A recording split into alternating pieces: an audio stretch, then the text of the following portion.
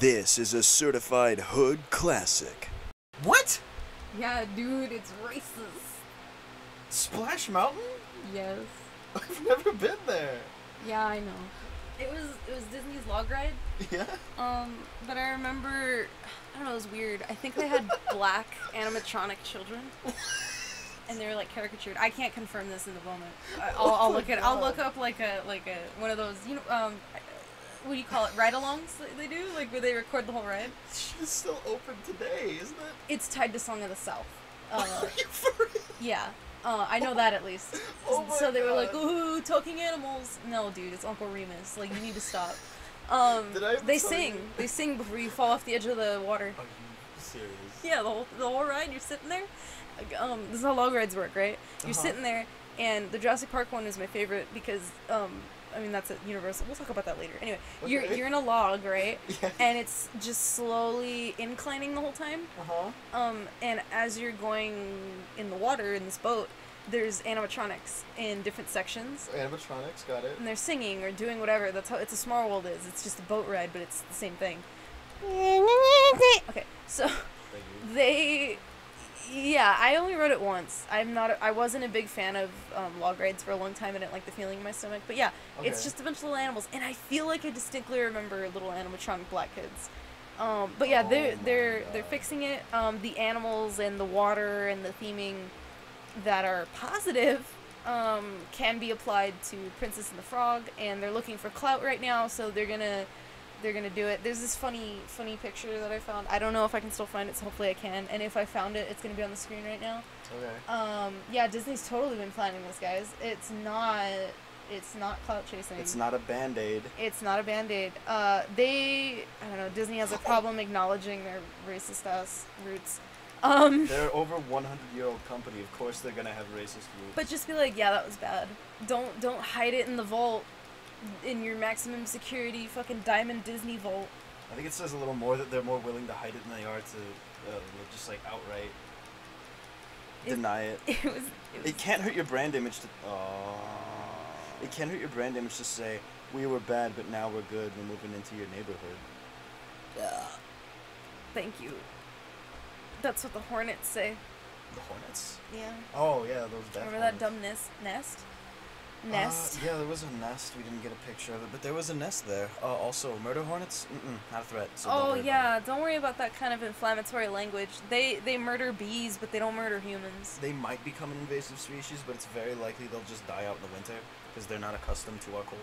They're what are they called?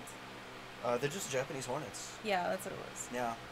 But everyone's like, murder hornet! Calm down, stop it. Go do some actual reading first. I mean, Just- it's funny. It's funny looking at the chart of every month this fucking year, but When you hear something, on the like TV news, that sounds wacko. get shitty about it. Yeah. Like scrunch your face up like you smelled a stank onion, And hit that Google. and check Google. But then check it a couple times because sometimes they'll like mess with their search engine stuff.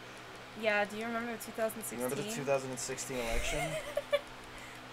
But Hey yeah, kids, if you don't believe in bot politicians, well, Oh, what are you doing? capitalism. probably living in a Sprite. Tim Curry. I love Tim Curry. Tim Curry had it right. Bruh. I love Tim Curry. If I'm not mistaken, he was after Macaulay Culkin for a little while, wasn't I'm sorry? he? Yeah. They had beef. I love you. Oh, I don't know. Okay. I don't. In this moment, I can't remember what else he was in. I just know I really like him. It's alright. I can't bring the memories to mind. There was a whole like documentary kind of thing made about it. Bye. Documentary. Okay, guys. Oh shit. When I was like 16, I was like, man, murder stuff's stupid. Because I would come home or I would be kept awake every night by like Law and Order reruns, and it was just like boom boom. I hate that fucking sound. Although I have a story about that sound. Anyway, shit. the typical crime drama, you know, the rapist of the week. Oh my, yeah, that is how it be though. That shit would get on my nerves. So I avoided all sort of like documentary style stuff. It's interesting for sure. Even the ones that are on like NBC. I mean, NBC's probably got the most. What is it? Dateline? Oh god, my nose itches. I'm sorry. Dateline's really interesting. But recently, because of Netflix and I think it's the way they edit them more, because they treat some things like a joke and they know when it's serious, you know? I mean, it depends on which documentary. But anyway, murder documentaries are fascinating. The thing that blows my mind is the serial killers, when they plan it, like, years in advance, and they want to play the game with the FBI, and it's like, what the fuck? Did I ever tell you about the disappearance of Timothy Pitson? No. Anyway.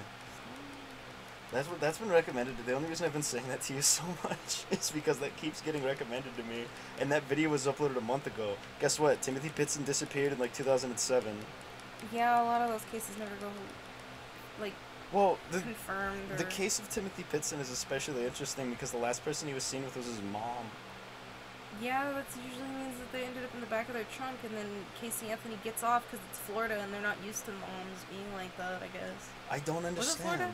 I think Casey Anthony was Florida, and I think they were just kind of like looking at her like, well, no, I guess. How could she? How could she? I don't know. She's got to know somebody. She's got to be like a politician's like second cousin or something like that.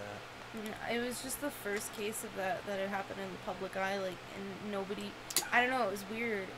And you could argue it was circumstantial evidence or whatever, but that was some bullshit. Fun fact, it's not a very fun fact, but interesting. When a parent kills the child, that is called matricide. Oh, I was wondering.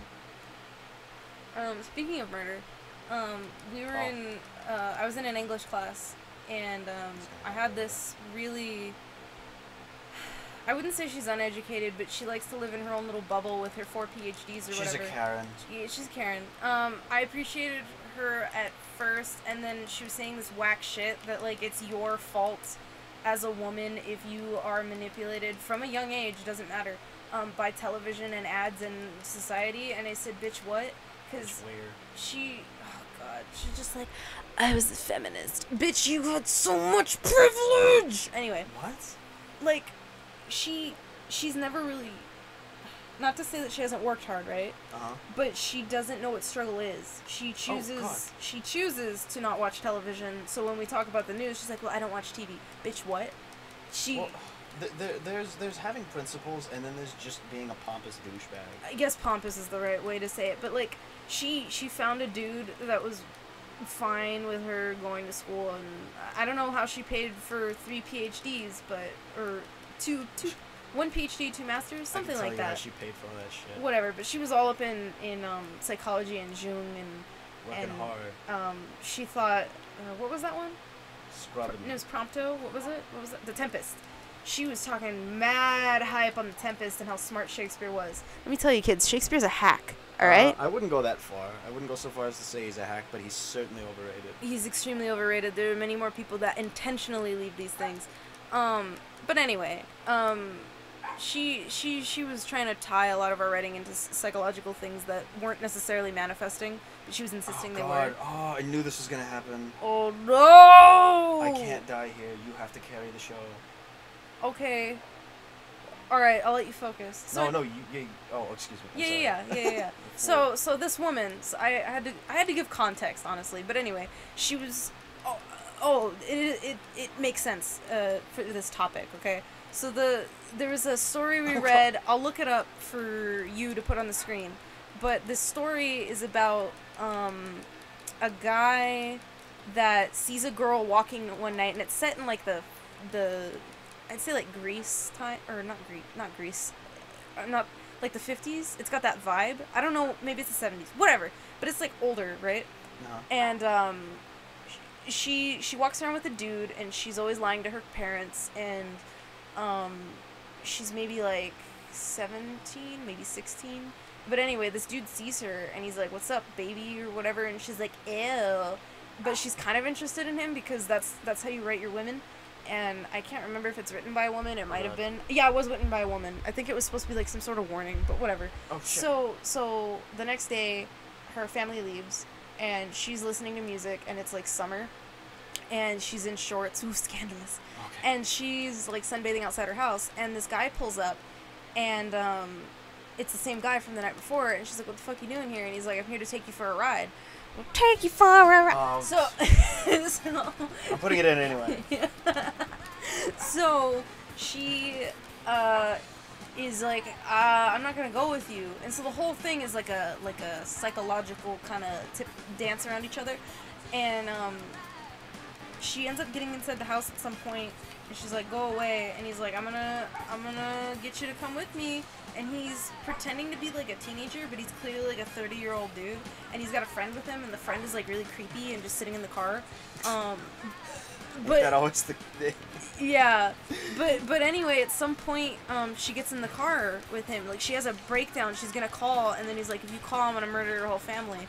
And I know, I love my family so much. yeah, I love my family that I kept manipulating and saying were shitty to me. I don't know. It's a really weird take, but she was just like, "Oh my god," and he stresses her out so much that she like shuts down, and just comes outside, and he's like, "Yeah, I knew it."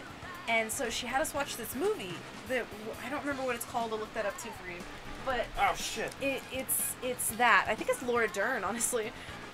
She plays the girl, and you get a little scene after. I can't remember where it goes. I don't honestly think we finished the movie, but she goes with him, and then we get more scenes after. So when it faded to black, like, I was waiting in class, right? I knew it was coming. I knew that at some point there had to be a cut, because she gets in the car, and then essentially the story's supposed to be over.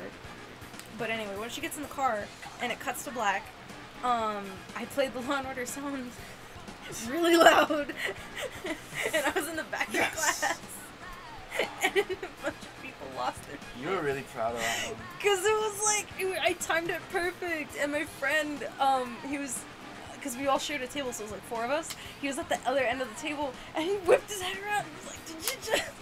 And this girl was like, "Was that Law & Order?" And my teacher didn't know what was going on. But a bunch of people recognized it, because it's so ingrained, right?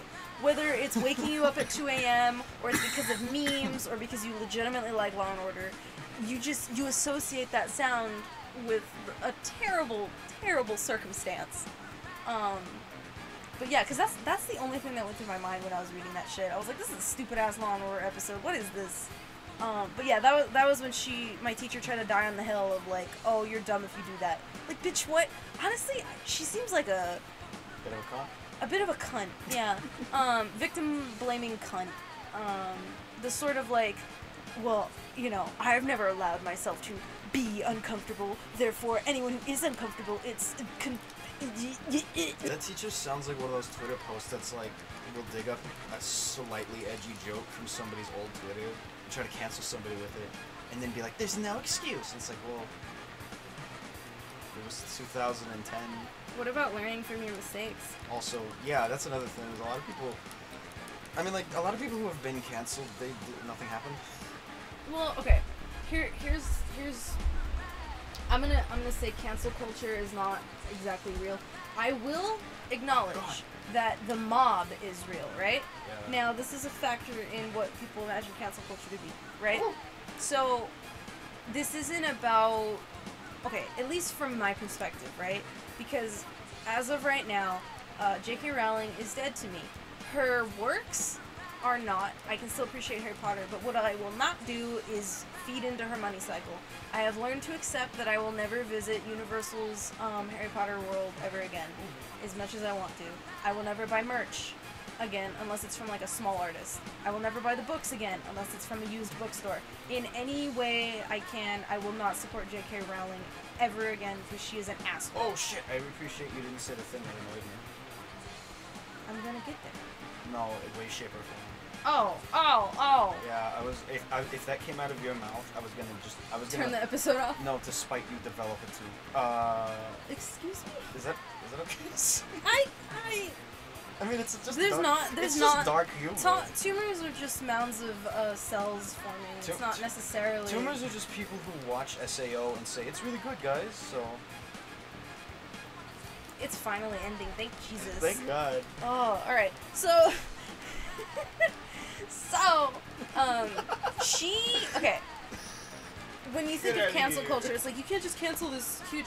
No, but I can boycott that bitch. And here's the thing: the way that I feel cancel culture works, it was harmful in James Gunn's case, right?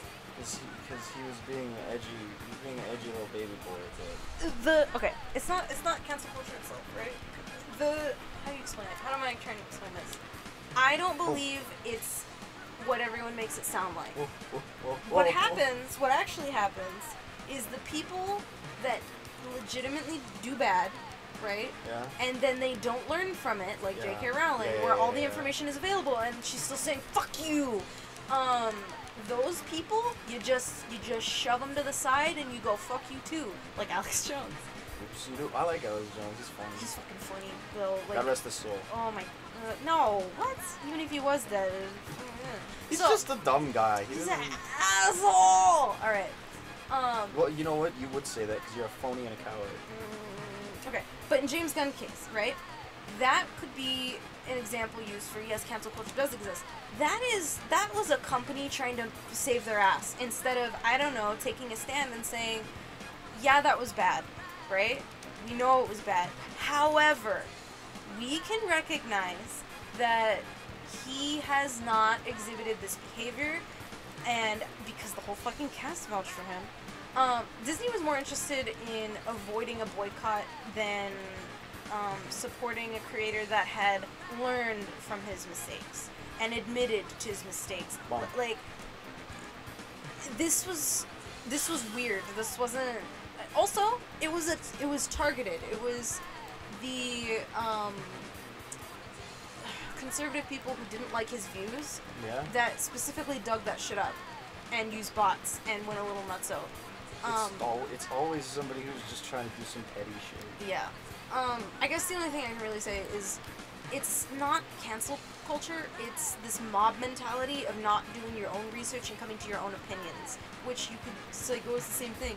Yeah, but it, like, I don't know, man. It's Oh, they follow me? it's frustrating. It's frustrating. How did we get here? I don't remember. I think I was talking about something and then I forgot it. You said cancel culture? I don't remember.